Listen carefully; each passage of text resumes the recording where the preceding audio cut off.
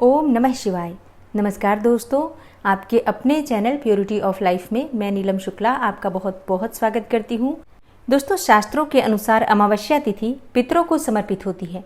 पितरों की आत्मा की शांति के लिए अमावस्या तिथि का श्राद्ध सर्वोत्तम माना गया है।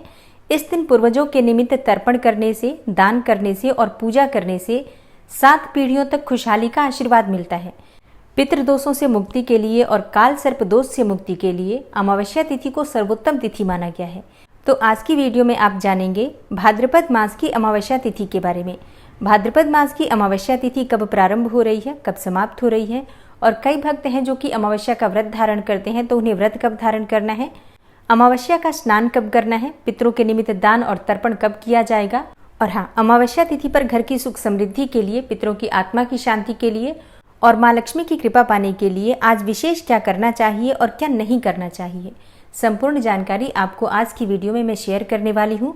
तो आज की वीडियो बहुत महत्वपूर्ण है, पूरा ज़रूर देखिए। अच्छी लगे वीडियो तो लाइक भी ज़रूर कीजिए, शेयर भी ज़रूर कीजिए फैमिली फ्रेंड्स के साथ। और चैनल पर पहली बार आए हैं, अगर अभी तक आपने चैनल को सब्सक्राइब नहीं किया है तो आज की वीडियो अगर आपको अच्छी लगे तो चैनल को सब्सक्राइब करके बेल आइकन को ज़रूर प्रेस कर लीजिए। इससे ये होगा कि इस चैनल पर जो भी नई वीडियो अपलोड होंगी उनकी नोटिफिकेशन आपको सही समय पर प्राप्त होगी। तो सबसे पहले जानते हैं कि अमावस्या तिथि कब प्रारंभ होगी, कब समाप्त होगी। देखिए, पंचांग के अनुसार भाद्रपद मास की अमावस्या तिथि की शुरुआत हो जाएगी 14 सितंबर को सुबह 4:48 पर और अमावस्या तिथि समाप्त हो रही है 15 सितंबर को सुबह 7:09 पर। ऐसे में सूर्योदय कालीन तिथि के अनुसार इस बार अमावस्या तिथि 2 दिन मनाई जाएगी, क्योंकि 14 सितंबर को भी अमावस्या तिथि सूर्योदय काल में व्याप्त रहेगी और 15 सितंबर को भी सूर्योदय काल में अमावस्या तिथि ही व्याप्त रहेगी। तो 2 दिन की अमावस्या आपको प्राप्त हो रही है। तो ये बहुत ही शुभ संयोग है, क्योंकि 2 दिन की अमावस्या जब प्राप्त हो रही है तो दोनों दिन में आप अगर गंगा स्नान करना चाहते हैं तो कर सकते हैं। लेकिन प्रश्न ये उठता है कि पितरों के निमित्त जो तर्पण किया जाता है, जो भी पितरों के निमित्त कार्य किए जाते हैं, वो किस दिन करें। देखिए, पितरों के निमित्त जो पूजा होती है विशेष रूप से दोपहर काल में होती है। तो 14 सितंबर 2023 यानी कि गुरुवार के दिन दोपहर में अमावस्या तिथि व्याप्त रहेगी। तो आप अगर पितरों के निमित्त तर्पण करना चाहते हैं, श्राद्ध कर्म करना चाहते हैं, तो आपको 14 सितंबर को करना चाहिए, ज़्यादा श्रेष्ठ होगा। वैसे 15 सितंबर को भी कर सकते हैं, मतलब सूर्योदय कालीन तिथि उस दिन व्याप्त रहेगी। आप चाहें तो 15 सितंबर को भी दान तर्पण इत्यादि कर सकते हैं, कोई समस्या नहीं है। और बात करें गंगा स्नान की, कई भक्त हैं जो कि गंगा इत्यादि नदियों में जाकर अमावस्या के दिन स्नान करते हैं। तो दोनों दिन सूर्योदय कालीन तिथि रहेगी। आपके पास जो भी समय अनुकूल हो, 14 सितंबर या 15 सितंबर, दोनों में किसी भी दिन आप गंगा स्नान कर सकते हैं। अगर सुविधा हो तो दोनों दिन कर सकते हैं। एक और चीज का ध्यान रखा जाता है भाद्रपद मास की अमावस्या पर। भाद्रपद मास की अमावस्या को कुशोत्पाटिनी अमावस्या, पिठौरी अमावस्या भी कहा जाता है।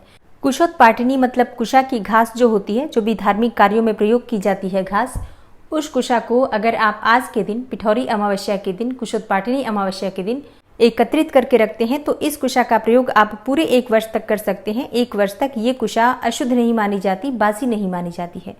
तो आप चाहें तो कुशा की घास लेकर, मतलब घर के आसपास कहीं भी कुशा हो, तो इस अमावस्या पर कुशा अवश्य एकत्रित कीजिए।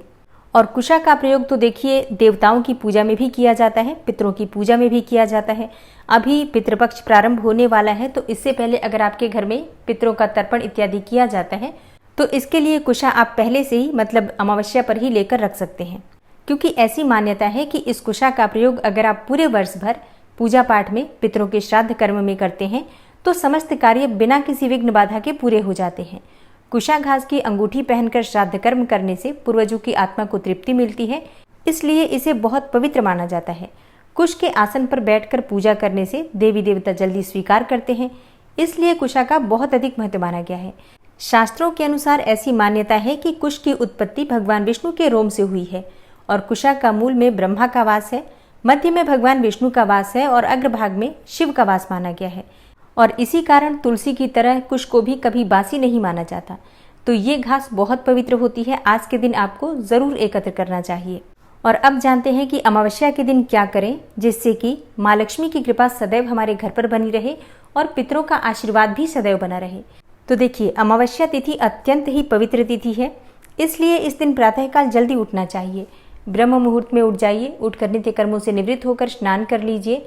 और हाँ, जैसा कि शास्त्रों में कहा गया है कि अमावस्या पर किसी पवित्र नदी में स्नान करना चाहिए, लेकिन अगर आपके घर के आसपास कोई पवित्र नदी नहीं है, कोई जलाशय या फिर कोई सरोवर नहीं है, तो अपने घर में भी गंगा जल मिश्रित जल से स्नान कर लीजिए। इसके बाद साफ स्वच्छ वस्त्र धारण करके भगवान सूर्यदेव को जल अर्पित करना चाहिए। अमावस्या तिथि पर भगवान सूर्यदेव को जल में काले तिल मिलाकर अर्पित करने से किसी भी प्रकार का पितृदोष समाप्त हो जाता है और राहु केतु से संबंधित समस्याएं जैसे कि काल सर्पदोष इत्यादि, इनसे भी आपको मुक्ति मिलती है। भगवान सूर्यदेव को जल अर्पित करने के बाद आप अपने घर के मंदिर में विधि विधान से भगवान श्री हरि विष्णु और माँ लक्ष्मी की पूजा आराधना कीजिए। अमावस्या तिथि पर माँ लक्ष्मी की पूजा करने से हर प्रकार की दरिद्रता दूर हो जाती है। किसी भी प्रकार की आर्थिक तंगी हो आपके घर में, जैसे कि आपके घर में धन का आगमन नहीं होता या फिर धन का संचय नहीं हो पाता है, बहुत पैसा आता है लेकिन बचता नहीं है, बीमारियों में खर्च हो जाता है, कर्ज में चला जाता है या फिर लोन चुकाने में चला जाता है, इस प्रकार की समस्याएं अगर आपके जीवन में हैं तो अमावस्या तिथि पर अपने घर में भगवान श्री हरि विष्णु और माँ लक्ष्मी की मूर्ति या प्रतिमा स्थापित करके विधि विधान से उनकी पूजा आराधना कीजिए और विष्णु सहस्त्र नाम का पाठ और श्री सूक्त का पाठ कीजिए। इससे हर प्रकार की सुख समृद्धि आपको प्राप्त हो जाती है। किसी भी प्रकार की परेशानी आपके जीवन में हो, चाहे धन प्राप्ति की हो, संतान प्राप्ति की हो, विवाह की हो या फिर कोई भी समस्या हो, बड़ी से बड़ी समस्याओं से मुक्ति मिल जाती है मात्र विष्णु सहस्त्र नाम का पाठ करने से और श्री सूक्त का पाठ करने से। श्री हरि विष्णु सहित माँ लक्ष्मी आपके घर में स्थिर रूप से वास करते हैं, तो कभी भी संपदा की कमी नहीं होती। इसके बाद घर के आसपास अगर कहीं पर भी पीपल का वृक्ष है तो पीपल के वृक्ष में भी जल अवश्य अर्पित करना है आपको। आप एक पात्र में थोड़ा जल ले लीजिए। आप चाहें तो पीतल का पात्र ले सकते हैं, स्टील का पात्र भी ले सकते हैं। अगर आपके पास पीतल का पात्र ना हो तो आप एक पीतल के पात्र में थोड़ा सा कच्चा दूध ले लीजिए, फिर जल से इस पात्र को भर दीजिए। थोड़े से तिल, थोड़े से अक्षत और एक पुष्प डालकर, थोड़ी शहद या फिर शक्कर डालकर आपके घर के आसपास कोई पीपल का वृक्ष हो तो वहां ले जाकर पीपल की जड़ में अर्पित कर दीजिए।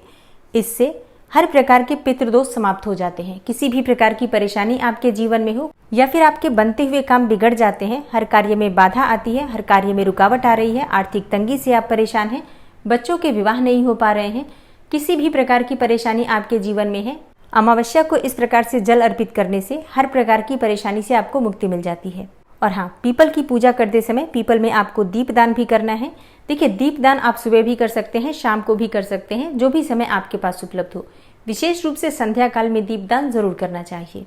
और जिनके घर के आसपास पीपल का वृक्ष नहीं है तो उन्हें शिवलिंग पर भी इसी प्रकार से जल अर्पित करना चाहिए, तो इससे भी आपको उतना ही लाभ मिलेगा। अमावस्या के दिन तुलसी में अगर आप थोड़ा सा कच्चा दूध अर्पित करते हैं तो इससे आपके घर में हमेशा सुख समृद्धि बनी रहती है।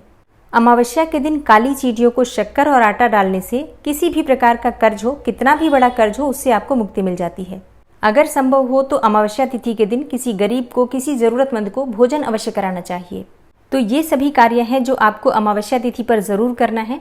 और अब जानते हैं कि कौन से वो कार्य हैं जिन्हें अमावस्या तिथि पर करने से आपके घर में दरिद्रता आती है, पितरों का श्राप आपको मिलता है और आपके लिए परेशानियां दिन ब दिन बढ़ने लग जाती हैं। देखिए, अमावस्या तिथि के दिन किसी भी प्रकार से घर में क्लेश ना हो, इस बात का ध्यान रखिए। घर को साफ सुथरा रखिए। घर में अगर गंदगी रहती है तो इससे घर में दरिद्रता का वास बन जाता है। अमावस्या के दिन शुद्ध और सात्विक भोजन बनाना चाहिए। मांस मदिरा का सेवन भूल से भी नहीं करना चाहिए।